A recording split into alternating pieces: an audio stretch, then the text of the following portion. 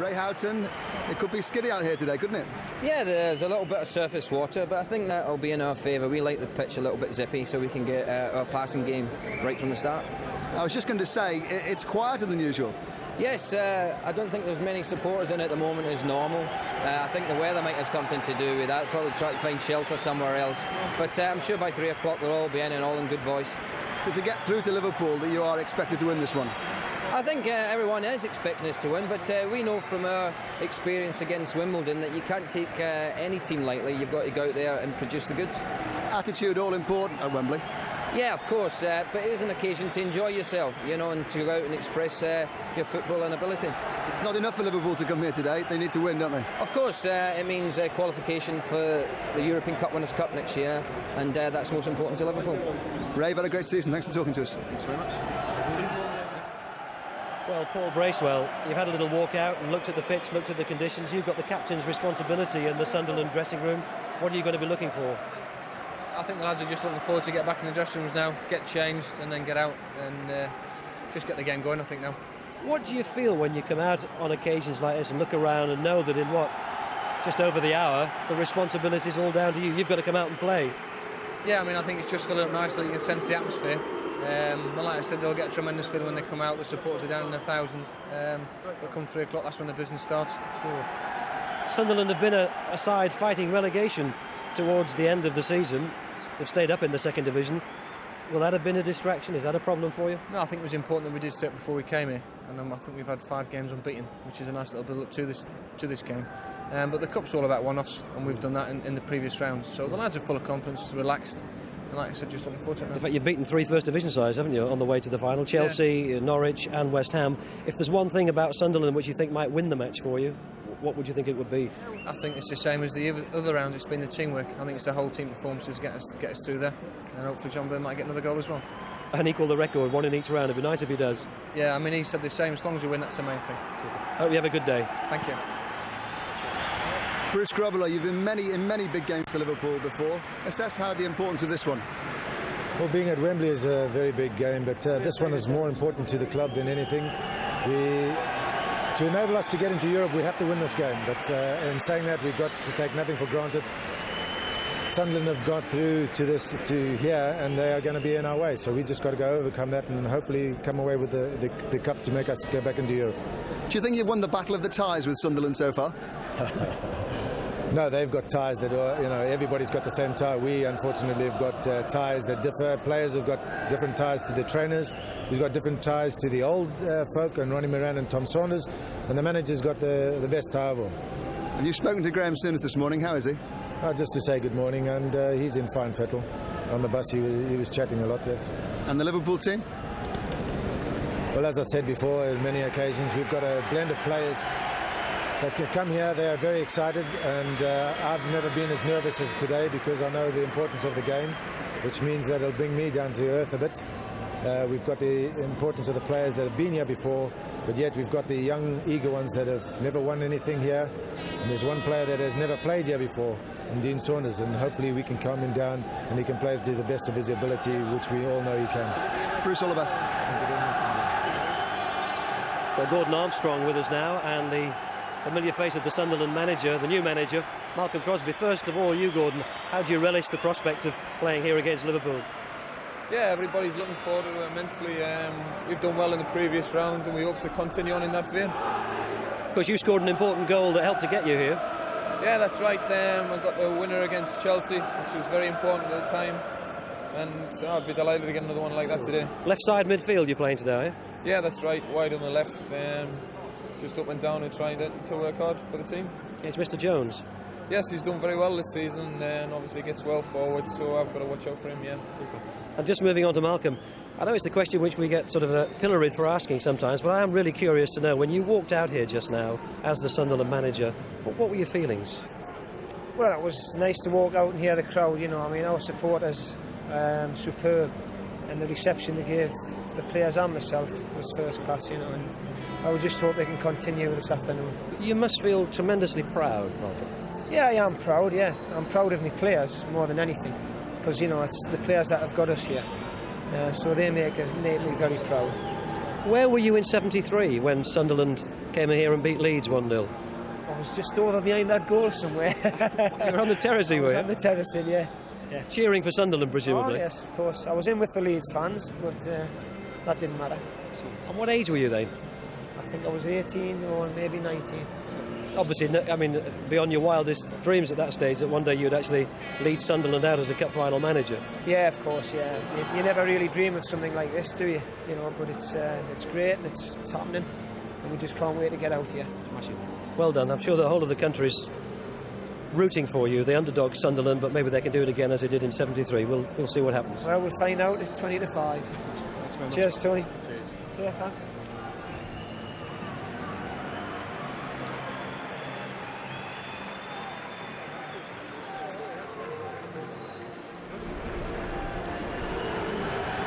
David Burrows, I know it's a cliche, but this must be the biggest day of your footballing career. That's right. I think it's probably the biggest day for any professional footballer, being out and playing at Wembley on such a good day. What's the important factor for Liverpool if you're going to win this cup? Well, first of all, I want to keep a clean sheet. Try and put on a good performance, obviously for the television as well. At the end of the day, we want to come back with the FA Cup. Who's the most important player that has to play today? Well, obviously Jan Molby. I mean, if Jan plays well, I think the team plays well.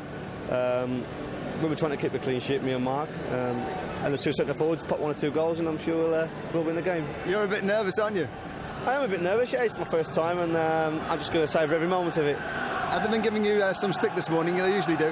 Well, nothing changes. You know, I woke up this morning, my tie was placed by my peg, and it's a wrong tie. You know, everybody's got the different tie to me, so I'm the odd one out.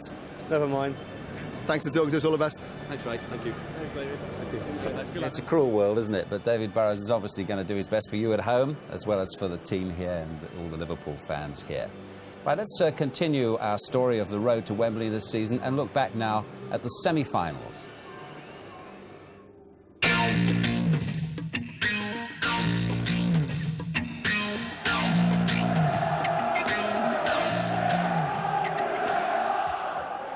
Semi-final Sunday. First Division versus Second, twice over. At opposite ends of the M1, the FA Cup mixes its magical palette. At Highbury, red and blue, primary colours on a green background. Liverpool versus Portsmouth. At Hillsborough, red and white versus yellow and green. Sunderland meet Norwich City. It's from this end of the spectrum that the first Wembley colours become clear. Norman changes his mind and came up with the right decision in the end. Chris Sutton's header.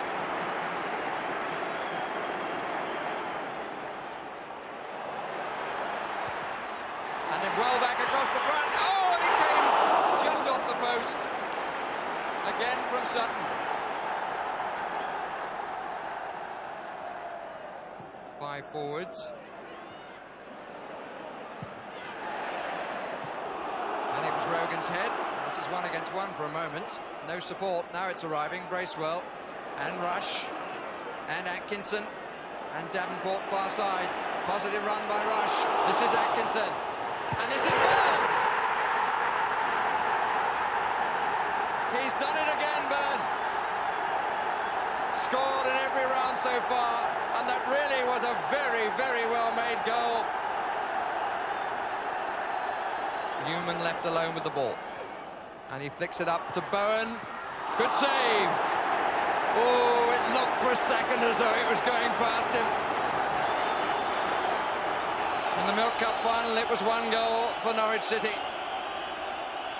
In the FA Cup semi-final, it is 1 goal for Sunderland. John Byrne has scored it, and Sunderland are through to the FA Cup final. Speculation has centred on the possibility of an all-second division final. Sunderland have proved that they're not overawed by the challenge. At Highbury, Portsmouth tackle Liverpool with equal relish.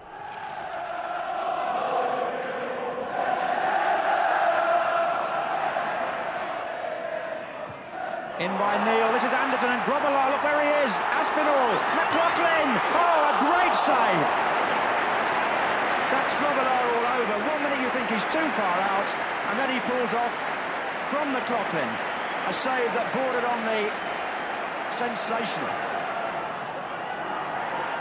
Simons, McLaughlin, surely. Oh, Clark, Grobbelaar again. McManaman. And still. And there's Rush, and there's Knight, he's lost it. Rush! Foul surely on the keeper. Or was it offside even? Offside, I think. Rob Jones, a good run. McManaman. Oh, good challenge. But it's back with Jones. Rush is there again. Ian Rush hits the bar. And they hold their heads. Warren Neal. Oh, that's a good-looking ball. It's Anderton. A real chance for Pompey. Darren Anderton. It's there.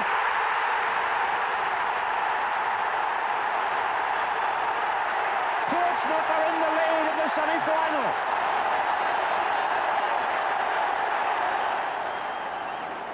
This is Nicol. Steve Nicol. A good run. Oh, he's been tripped.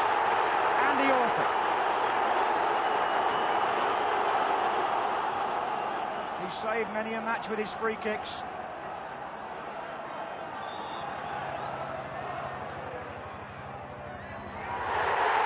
Oh, it's gone in! It's been followed in! Ronnie Whelan! It's 1-1!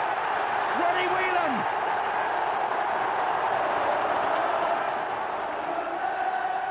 Parting at Highbury was to be followed by another meeting at Villa Park, but not for Graham Souness. Heart surgery couldn't wait for the replay. And then when the climax came in Birmingham, with Ronnie Moran now in charge of Liverpool, that climax, metaphorically at least, stopped more than one heart. Whittingham to Neil. Pulled back, McLaughlin's there, Beresford's there. Still Beresford, still in play, is it? Oh, McLaughlin! After 2 hours, still goalless. For the first time, a semi-final was to be decided by penalties. Decided, as events proved, not so much by the scoring of penalties as the missing of them. First, by the skipper, Martin Cool.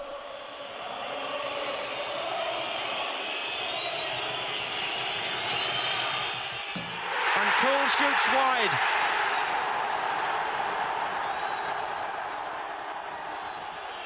Also by the experienced Warren Neal. Oh, what a bad penalty. His nerve failed him.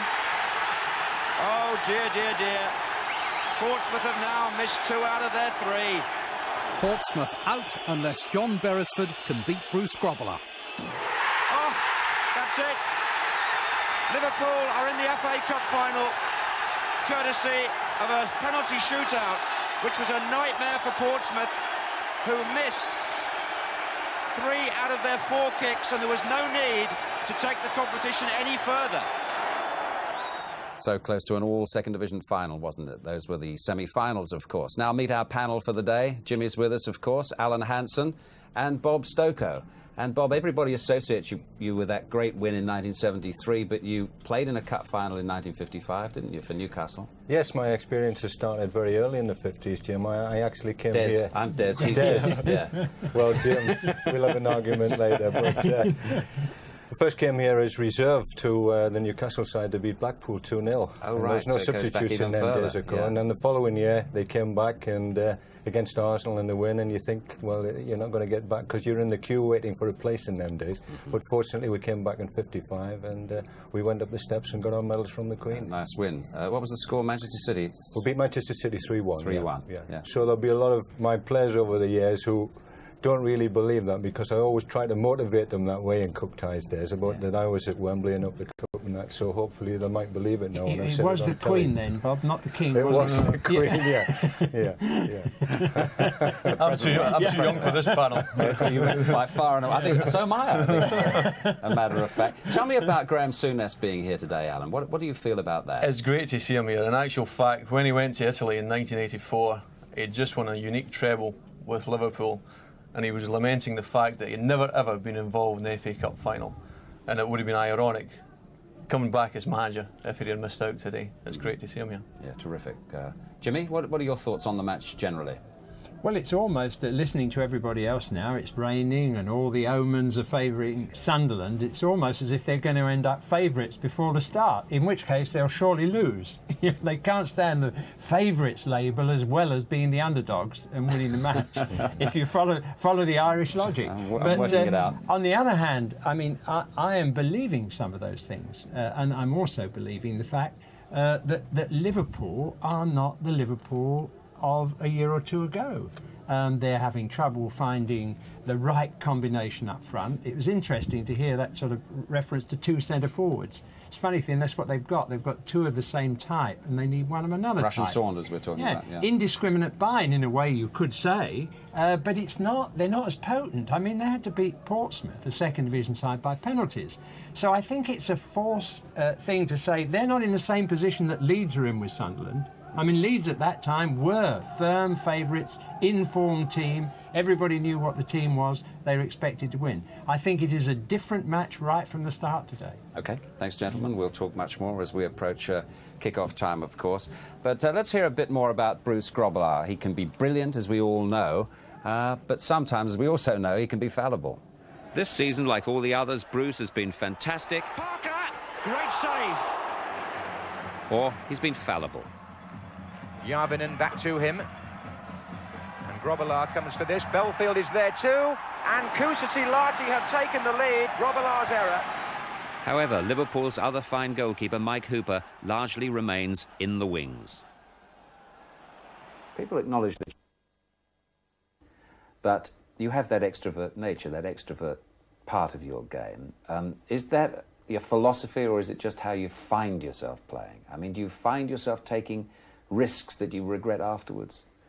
I've taken those risks because I've thought that if I don't clear my lines there, that I'd be in more trouble at the back. Sometimes it works and sometimes it hasn't, but it's part and parcel of my game. What happens when you've made a mistake? You made a mistake that you would regret yourself because you've thought, well, I've been too ambitious or something, I've made a mistake, it's cost us the match. You get back in the dressing room afterwards. Give us a clue as to the atmosphere in the dressing room. Well, early days, I didn't have to be told, well, I was told, but I didn't have to be told at all, because nobody used to say a word. They used to shut up. They wouldn't say a word to you. And you think, well, why aren't they talking? You see? And gradually you find out, because you've cost them the game and the side of the game, they're very hurt by that. And you've got to take it upon your shoulders to say, well, forget it. If it gets a game, it's gone. And get on with the next one. And I think that's my philosophy all the time. And now? Now, certainly. Now? Yes, if I've made a mistake, nobody needs to tell me that I've made the mistake. But do they tell you? They don't have to, because I'll go and say, it's my fault. If I thought it's come down to me, I would say, yes, it's my fault. Ever been a blazing row about it? In the past couple of years, I think, yes, there's a couple of times we've been in a blazing row. But nothing out of the ordinary. There's no real animosity there. It's just a blazing row, and then hopefully forgotten, and then the next day come in and say, well, yes, I was right, or I was wrong. But there's nothing, there's no real, bad biting afterwards. And you're absolutely happy with the way that you play the game. You wouldn't want to have a more cautious attitude, perhaps, to it. Cautious in the main, in the sense of style and staying back. Well, there has been rumours that Liverpool are going to get elastic tied to the goalpost to keep me around about the 6 and 18-yard box around. But no, it's just the way that Liverpool have played over the years, and as I've said, Ray Clements was the best at clearing his lines and the best at knowing when to come out and when to stay back. I possibly have been too eager in a number of occasions. And as I've said, I've grown up and I've learnt when and when not to come out. But again, I've made a decision. If I make a decision, I'm going to go for it. And I'm not going to come back.